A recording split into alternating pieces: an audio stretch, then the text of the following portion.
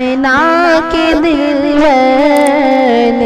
لو سلام الذي جعل لكم الأرض فراشا والسماء بناء وأنزل من السماء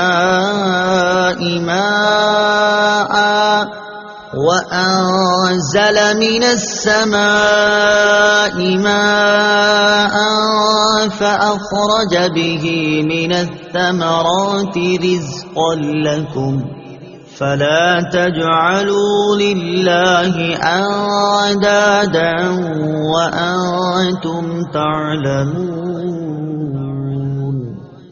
ترجمہ: جس نے تمہارے لیے زمین کو بچھونا اور آسمان کو چھت بنایا، اور اس نے آسمان سے پانی اتارا، پھر اس پانی کے ذریعے تمہارے کھانے کے لیے کئی پھل پیدا کیے، تو تم جان بوجھ کر اللہ کے شریک نہ بناؤ۔ الذي جعل لكم الأرض فراشا والسماء بناء، جس نے تمہارے لیے زمین کو بچھونا اور آسمان کو چھت بنایا۔ تفسیر صراط الجنان میں ہے۔